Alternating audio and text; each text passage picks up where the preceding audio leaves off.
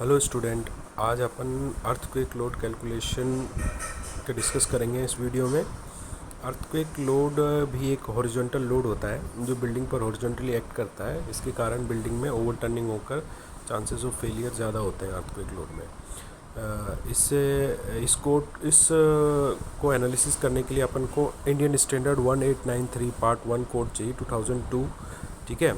Earthquake को analysis करने के दो मेथड होते हैं, एक होता है स्टैटिक मेथड, एक होता है डायनामिक मेथड। ठीक है। स्टैटिक मेथड में क्या करते हैं अपन, पूरी बिल्डिंग को एक साथ एनालिसिस करते हैं, जबकि डायनामिक मेथड में अपन पॉइंट जॉइंट्स पर एनालिसिस करते हैं स्ट्रक्चर को। अब आपके सिलेबस में जो है स्टैटिक मेथड है, तो यहाँ मैंने एक स्टैटिक मेथड से क्वेश्चन लिया है, उसको समझ लेते हैं कि कैसे सॉल्व करते हैं। आपको क्या करना है कि इसमें अर्थक्वेक लोड कैलकुलेट करना है। Given building having following parameter दे रखे हैं। सबसे पहले दे रखा है बिल्डिंग की लोकेशन है दिल्ली। दिल्ली मतलब इसको आपको जोन, अर्थक्वेक जोन है, 4 जोन होते हैं अर्थक्वेक के, second, third, fourth, fifth. First zone नहीं है, तो ये 4 जोनों के लिए जोन फैक्टर होता है, तो वो आपको कोड में दे रखा है पेज नंबर 36 पर। उसके अकॉर्डिंग जोन फैक्टर लेना होगा। RCC frame filled with big masonry दे रखी है। फाउंडेशन सॉइल मीडियम स्टिफ है। 3 तरह की फाउंडेशन सॉइल होती है, सॉफ्ट, मीडियम और hard. Impose load on each floor, her floor पर 4 किलोमीटर पर मीटर स्क्वायर का इम्पोज लोड दे रखा है। देखो कोड में इसके लिए प्रोविज़न है कि हर फ्लोर पर इम्पोज लोड जो भी दे रखा है, अगर आपका वो 3 किलोन्यूटन पर मीटर स्क्वायर तक है तो आपको उसको सिर्फ कैलकुलेशन में 25% कंसिडर करना है, और 3 से ज़्यादा है तो 50% कंसिडर करना है। ऐसा इसलिए बोल रखा है क्योंकि अर्थक्वेक के टाइम ऐसा पॉसिबल नहीं है कि 100% इम्पोज लोड उस स्ट्रक्चर पर एक्ट करे, इसीलिए उसका कुछ पार्ट कैलकुलेशन में लेना है। जैसे 3 किलोन्यूटन पर मीटर स्क्वायर तक है तो 25% लेना है, और 3 से ज़्यादा होती है आप उसको 50% लेंगे। जैसे अपने यहाँ 4 दे रखा है तो आपको 2 किलोन्यूटन पर मीटर स्क्वायर अपना कैलकुलेशन में कंसिडर करना है। ठीक है। Column size 300 mm into 300 mm, beam size 300 mm into 400 mm, slab की थिकनेस 110 mm है। अब देखो ये पॉइंट नेक्स्ट जो है आपका इंपॉर्टेंट है, इससे आपका प्लान बनेगा क्वेश्चन में। Building having 4 bays in X direction each 5 metre spacing and 3 bays in Y direction each 5 metre spacing. तो यानी एक्स डायरेक्शन में आपकी बिल्डिंग की लेंथ 20 मीटर हो जाएगी और वाई डायरेक्शन में बिल्डिंग की लेंथ 15 मीटर हो जाएगी। इस तरह से आपको एक ग्रिड प्लान बनाना है, इसको ग्रिड प्लान बनाते हैं। ईच कॉर्नर्स पर आपको कॉलम डालने हैं, तो कॉलम का साइज आपको ऊपर क्वेश्चन मेंशन कर रखा है 300 mm इंटू 300 mm, और जो 2 कॉलम के बीच में जो होगी वो आपकी बीम हो जाएगी। बीम का साइज भी मेंशन है 300 mm इंटू 400 mm। देखो दोनों डायरेक्शन में बीम की लेंथ सेम है। एक्स डायरेक्शन में भी 2 कॉलम के बीच की बीम की लेंथ 5 मीटर है, वाई डायरेक्शन में भी दोनों कॉलम के बीच की बीम की लेंथ 5 मीटर है। उसके बाद आपको एलिवेशन बनाना है। एलिवेशन के लिए नेक्स्ट पॉइंट दे रखा है कि स्टोरेज हाइट 3.2 मीटर है और building having 4 storage, 4 storage, 3.2 metre की हाइट है। तो यहाँ से टोटल बिल्डिंग की हाइट 12.8 मीटर हो जाएगी। ठीक है। Brick consider brick partition wall 230 mm थिक, और हॉस्पिटल है और SMRF टाइप की बिल्डिंग है। तो ये मैंने आपको बिल्डिंग का प्लान एलिवेशन दोनों बना दिए। अब देखो इसमें 1, 2, 3 और 4 फ्लोर आ रहे हैं, यानी एक ग्राउंड फ्लोर से लेकर टोटल 4 आ रहे हैं। तो चारों फ्लोर को आपको कैलकुलेट करना है। सिस्मिक वेट में आपको डेड लोड लाइव लोड दोनों कैलकुलेट करना है। तो W1 इक्वल्स कैपिटल W मान लेते हैं, W1 plus W2 plus W3 plus W4। अब क्या होता है कि अपन मैंने आपको बताया था कि इसमें क्या होता है कि जो भी लोड है वो उसकी CG पर एक्ट करेगा। तो इसमें जो लोड आएगा टोटल वो W1, W2, W3 तो इक्वल आएगा, और W4 को आपको हाफ कंसिडर करना है। ठीक है। अब देखो इसमें कैलकुलेशन W की कैसे करते हैं। सबसे पहले आपको कॉलम लेने, कॉलम में नंबर ऑफ़ कॉलम आप गिन लेंगे। जैसे 1, 2, 3, 4, 5 कॉलम आ रहे हैं कॉर्नर्स पर, तो इस तरह से 5, 10, 15, 20 कॉलम हो जाएंगे। टोटल कॉलम का एरिया आपको क्वेश्चन में दे रखा है 300 mm से, तो 0.3 कॉलम की लेंथ, कॉलम बिल्डिंग की हाइट हो जाएगी, स्टोरी की हाइट 3.2 मीटर। ठीक है। यूनिट वेट 25 है ही, इन सबको मल्टीप्लाई कर देंगे तो आप 144 किलोन्यूटन वेट आ जाएगा कॉलम का। ऐसे बीम आप एक्स और वाई डायरेक्शन में गिन लेंगे तो 31 बीम आएंगी, 16 एक डायरेक्शन में आएंगी, 15 वाई डायरेक्शन में आएंगी। तो इस तरह से टोटल 31 बीम आएंगी। बीम का साइज़ 300 इंटू 400 दे रखा था, तो 0.3 इंटू 0.4 इंटू बीम की लेंथ दोनों डायरेक्शन में 5 है, तो इसलिए एक ही साथ ले लिया। अगर एक्स और वाई में बीम की लेंथ अलग अलग होती तो अलग अलग लेते। इंटू 25 डेंसिटी से मल्टीप्लाई कर दिया, है ना। पार्टीशन वॉल, जितनी नंबर ऑफ बीम होगी उतनी पार्टीशन वॉल होगी।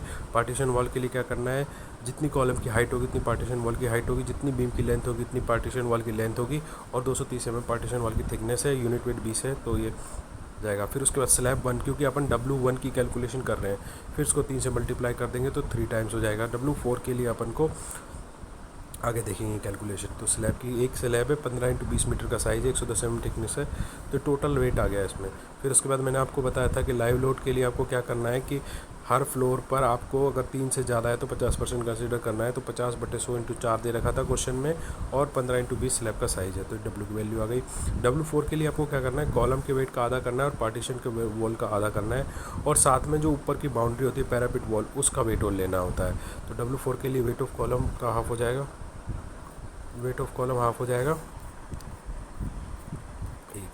वेट ऑफ कॉलम का आधा हो जाएगा। उसके बाद बीम का एज इट इज़ आ जाएगा, पार्टीशन वॉल का आधा हो जाएगा, स्लैब का एज इट इज़ आ जाएगा। उसके बाद पार्टीशन वॉल देखो 15 मीटर में, देखो आप यहाँ पर देखना है इस डायग्राम में, 15 मीटर तो एक्स में जाएगी, वाई में जाएगी 15 मीटर इधर, 15 मीटर उधर, तो 30 मीटर तो इधर हो गई वाई में, और एक्स में हो गई 20 मीटर, 20 मीटर तो 20 40 और 15 30 70 मीटर की पार्टीशन वॉल की थिकनेस लेंथ हो जाएगी। हाइट 1 मीटर लेनी है और थिकनेस 230 mm, और 20 क्योंकि वो ब्रिक की बनी हुई है तो 20 mm। तो यहाँ से W4 आ जाएगा। उसके बाद आपको कैपिटल W निकालना है, तो 3 × W + W4 करना है, कैपिटल W आ जाएगा। फिर उसके बाद क्या करना है, आपको हॉरिजॉन्टल स्पेक्ट्रम वैल्यू निकालनी है AH के लिए आपको Z/2 I/R S/G फॉर्मूला होता है, जैसे मैंने आपको बताया था कि जोन फैक्टर दिल्ली के लिए 0.24 होता है। आई होता है इंपॉर्टेंस फैक्टर, दो होती हैं, दो तरह की बिल्डिंग होती हैं, एक होती है इंपॉर्टेंट, एक होती है नॉर्मल बिल्डिंग। वैसे हर बिल्डिंग इंपॉर्टेंट होती है, लेकिन अर्थक्वेक के पॉइंट ऑफ व्यू से उसको 2 पार्ट में डिवाइड किया गया कि जिस बिल्डिंग का कोलैप्स होने पर ज़्यादा लॉस ऑफ लाइफ हो उसको इंपॉर्टेंट बिल्डिंग में कंसिडर करके उसका इंपॉर्टेंस फैक्टर 1.5 कंसिडर किया गया है। ठीक है, नेक्स्ट आएंगे R, response reduction factor R बोलते हैं। आर SMRF है, यानी स्पेशल मोमेंट रेस्टिंग फ्रेम के लिए आर की वैल्यू 5 होती है।